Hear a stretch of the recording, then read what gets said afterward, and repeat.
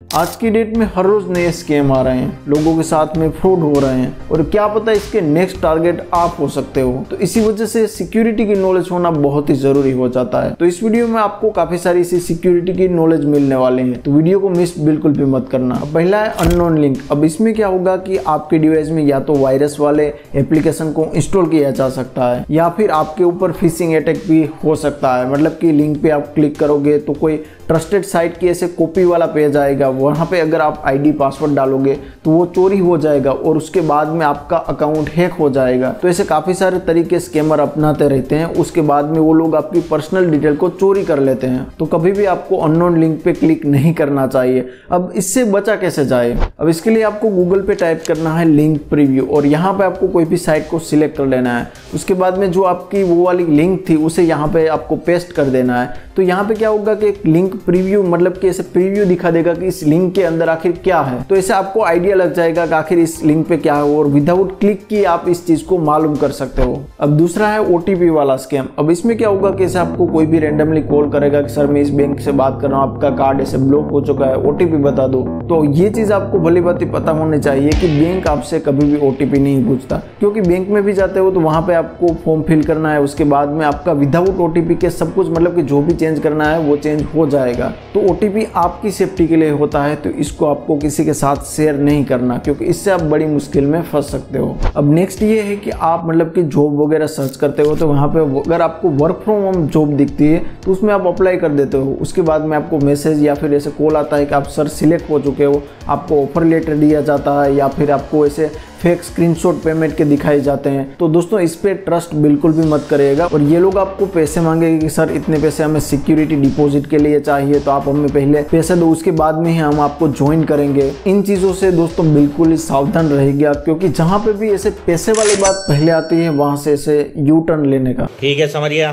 तो इसलिए जॉब में आपको कहीं पे भी ऐसे डायरेक्ट अप्लाई नहीं कर देना है, क्योंकि रिज्यूम में हमारी पर्सनल डिटेल वगैरह होती है। तो जेन्युइन तरीके से आप जॉब में अप्लाई करिए, ठीक है। उसके साथ ही ये लोग क्या करते हैं कि आपको ऐसे पैसे की रिक्वेस्ट डालेंगे या फिर ऐसे क्या करेंगे कि जो फ्रेंड के बीच में शेयर करने का होता है ना, स्प्लिट बिल वगैरह, तो वो वाला इंटरफेस क्रिएट कर देंगे, स्प्लिट बिल कर देंगे। तो जिससे क्या होगा कि वो थोड़ा सा इंटरफेस नया हो जाता है और कोई भी मतलब कंफ्यूज हो जाएगा। उसके बाद में वो लोग क्या बोलेंगे कि सर आप पिन डाल दो, उसके बाद में आपके पैसे आ जाएंगे। तो आपको इस बात का खास ध्यान रखना है कि आपको पैसे लेने के लिए कभी भी पिन आपको नहीं डालना, ठीक है। मतलब कि यूपीआई पिन होता है ना आपका, वो कभी भी आपको नहीं डालना। आपको जब पैसे सेंड करने हैं तभी आप पिन डाल सकते हो। हालांकि ये तो आज नॉर्मल चीज है, मतलब कि हर लोगों को ये पता ही होता है, बट जस्ट मैं आपको बता रहा हूँ कि ये थोड़ा सा क्या है कि हम हड़बड़ी में होते हैं तो थोड़ा सा ये जल्दी बोल। और ऐसे भाई आपको कोई भी ऐसा फालतू एप्लीकेशन को डाउनलोड नहीं करना, और खास करके ये कसिनो गैम्बलिंग वगैरह एप्लीकेशन से तो भाई मतलब कि दूर ही रहना, ठीक है। और ये वैसे भी वायरस वाले कभी कभार होते हैं और ये वैसे भी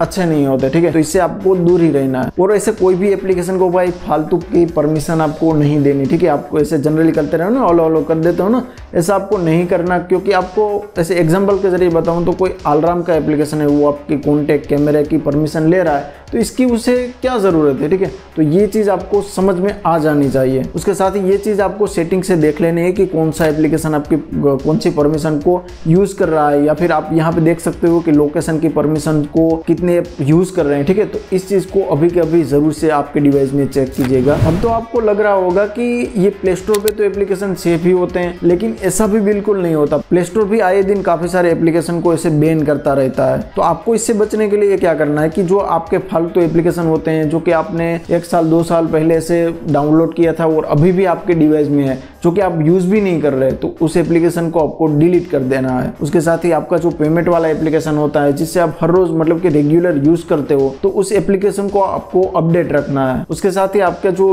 फोन का लॉक स्क्रीन का पासवर्ड हो गया या फिर आपके पेमेंट एप्लीकेशन का पासवर्ड हो गया या पेमेंट करते हो वो वाला यूपीआई पासवर्ड हो गया, तो ये सभी पासवर्ड को आपको अलग अलग सेट करना है, ताकि क्या है कि कोई इजीली गेस ना कर सके। उसके साथ ही पासवर्ड को आपको थोड़ा स्ट्रॉन्ग सेट करना है, ऐसे नंबर या फिर ऐसे स्पेशल कैरेक्टर को ऐसे ऐड करके स्ट्रॉन्ग पासवर्ड को सेट करना है। उसके साथ ही आपको 2 स्टेप वेरिफिकेशन का भी जरूर से यूज करना है, आपके अकाउंट में जरूर से वो ऑन रखना है, ताकि आपकी सिक्योरिटी एक लेवल और बढ़ जाए। काफी लोगों के फोन में ऐसा होता है ना कि जब भी ओटीपी आता है या कोई भी मैसेज वगैरह आता है तो वो ऐसे लॉक स्क्रीन पे दिखता दिखता है तो आपको ये बंद कर देना है, आपको मैसेज पे जाना है और यहाँ पे इस वाले ऑप्शन को आपको कर देना है। तो इससे क्या होगा कि आपके OTP वाले मैसेज या फिर ऐसे कोई भी पर्सनल मैसेज हो गया तो वो ऐसे लॉक स्क्रीन पे हाइड रहेंगे, तो किसी को भी दिखने नहीं वाले। तो इस चीज को भाई डेफिनेटली कर लेना, क्योंकि कभी कभार क्या होता है कि हमारा मोबाइल ऐसे साइड में पड़ा होता है और कोई भी ऐसे एप्लीकेशन में OTP वगैरह डाल के ऐसे OTP चेक कर सकता है या फिर कोई भी पर्सनल मैसेज को रीड कर सकता है। उसके साथ ही व्हाट्सएप में भी इस वाले ऑप्शन को आपको ऑफ रखना है ताकि जो आपके मैसेज वगैरह है वो ऐसे नोटिफिकेशन पैनल में ना दिखाई दे, थोड़ी सी सिक्योरिटी बेटर हो जाती है। अब यहाँ पे भाई ऐसे पब्लिक वाईफाई को आप यूज करते हो तो आपको सावधान होना चाहिए, क्योंकि यार पब्लिक वाईफाई पे क्या है कि कोई भी लोग कुछ भी कर सकते हैं, ठीक है, और ये इजीली हो सकता है। तो पब्लिक वाईफाई जब भी यूज करो तब VPN को जरूर से ऑन करना।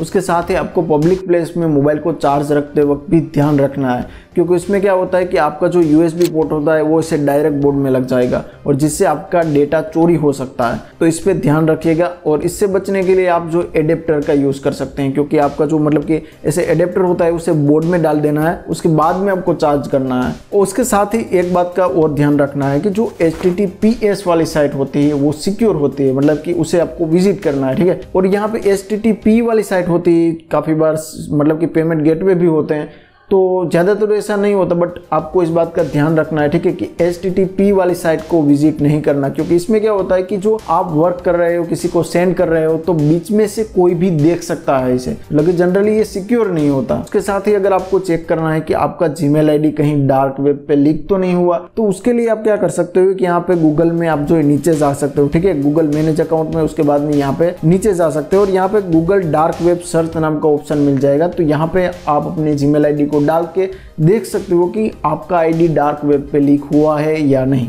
अब व्हाट्सएप पे ये स्कैम आजकल बहुत बढ़ रहा है, कैसे वीडियो कॉल किसी का भी अननोन लोगों का आ जाता है और फिर हम फंस जाते हैं। तो इसके लिए आप क्या कर सकते हो कि जो अननोन कॉल साइलेंट वाला ऑप्शन है उसे ऑन कर दो, जिससे कोई भी अननोन कॉल आएगा तो वो आपको मतलब कि दिखाई नहीं देगा, ठीक है। जब आप व्हाट्सएप ओपन करोगे तो फिर आपको नोटिफिकेशन ऐसे बताएगा कि अननोन कॉल आया था। और ये इसलिए इंपॉर्टेंट है क्योंकि ज्यादातर व्हाट्सएप पे हमारे सेव कॉन्टेक्ट होते हैं, जान पहचान वाले ही लोग होते हैं, तो इससे अननोन कॉल का सवाल ही नहीं आता। और अननोन कॉल ऐसे व्हाट्सएप पे कम आता है, और आता भी है तो वो जनरली स्कैम होता है, ठीक है। उसके साथ ही आप ये प्रोटेक्ट IP एड्रेस का ऑप्शन भी ऑन कर सकते हो, जिससे आपके कॉल वगैरह क्या होंगे कि डायरेक्ट व्हाट्सएप सर्वर थ्रू आएंगे, ठीक है। तो इससे सिक्योर रहने वाले हो, बट इसमें आपकी कॉल वगैरह की जो वीडियो कॉल वगैरह की क्वालिटी है वो थोड़ी सी कम हो सकती है। और अभी भाई AI का यूज काफी अच्छे कामों में भी हो रहा है और गलत कामों में भी, मतलब कि आपकी वॉइस को क्लोन किया जाएगा या फिर आपका जो फोटो है उसे मैनिपुलेट किया जाएगा। तो इससे बचने के लिए भाई आपकी जो प्राइवेट डिटेल वगैरह होती है उसे सोशल मीडिया पे कम शेयर कीजिए। अब काफी बार ऐसा होता है कि हम कहीं पे भी ऐसे घूम रहे हैं और कोई भी आता है उससे बोलता है कि सर इस नंबर पे कॉल कर दो या फिर मुझे कॉल करना है, तो उस केस में आपको क्या करना है कि उसको आपको नंबर डायल करके कॉल करके देना है और उसके पास में खड़ा रहना है। बाकी भाई क्या होता है कि कोई ऐसे मोबाइल लेके भाग जाएगा या फिर ज्यादातर केस में वो लोग ऐसे डायल से भी कॉल फॉरवर्डिंग हो सकती है, तो अगर आप उसे ही दे दोगे कि ये लो भाई कर लो, तो वो ऐसे डायल करके आपके कॉल को फॉरवर्ड भी कर सकता है। अब प्राइवेसी के लिए आपको फेस लॉक को कम यूज करना है, मतलब कि यूज नहीं करना ज्यादातर केस में। और यहाँ पे अगर आप कोई भी ऑनलाइन साइट पे शॉपिंग वगैरह कर रहे हो तो वहां पे आपको क्या करना है कि अगर अननोन साइट है तो वहां पे आपको COD कैश ऑन डिलीवरी का ही ऑप्शन सिलेक्ट करना है, आपको ऑनलाइन पेमेंट नहीं करना। बाकी क्या होगा कि भाई से आप ऑर्डर कर दोगे, आप ऑनलाइन पेमेंट भी कर दोगे, तो अगर ट्रस्टेड साइट नहीं है तो वहां से भाई पेमेंट हो जाएगा लेकिन ऑर्डर नहीं आएगा, मतलब कि फ्रॉड हो जाएगा। अब आप सिक्योर सर्च के लिए इनकॉग्निटो मोड का यूज करते हो,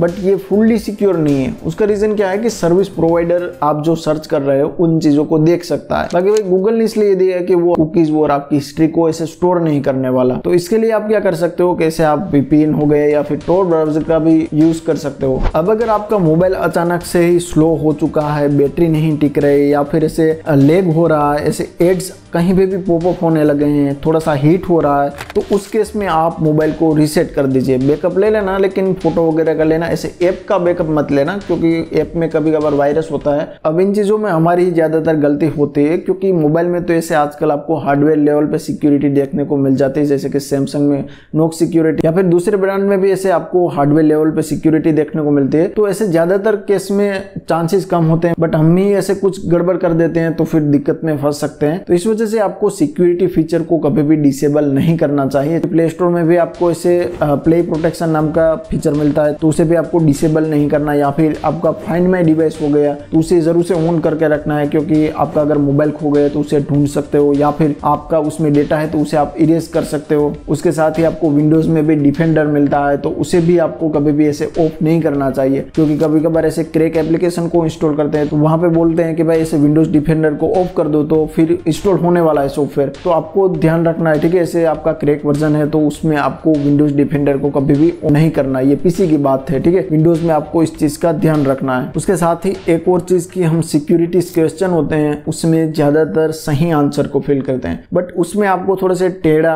ऐसे आंसर देना है, क्योंकि थोड़ा सा गलत रहना है, क्योंकि सिक्योरिटी क्वेश्चन कुछ ऐसे ही होते हैं, मतलब कि इजीली अगर आप सही फिल करोगे तो कोई भी ऐसे प्रिडिक्ट कर सकता है, तो इसको आपको क्या है कि गलत फिल करना है। बट हाँ, ऐसे कुछ याद रहे ऐसा फिल करना, बाकी बाद में भूल जाओगे। उसके साथ ही भाई ऐसे लोन वाली एप्लीकेशन हो गए या फिर ऐसे पैसे कमाने के क्विक तरीके से भाई थोड़ा सा दूरी रहेगा। इन चीजों में ज्यादातर आपका मतलब कि नुकसान ही होता है, और आपके साथ में ऐसा कुछ स्कैम वगैरह कुछ हुआ है तो आप 1930 पे साइबर हेल्पलाइन नंबर पे कॉल कर सकते हो और अपनी कंप्लेंट को इसे आप दर्ज करवा सकते हो। तो बस दोस्तों, इस वीडियो में इतना ही। लाइक एंड सब्सक्राइब जरूर से कर देना। मेरा नाम है पीएन बारह। वीडियो देखने के लिए शुक्रिया।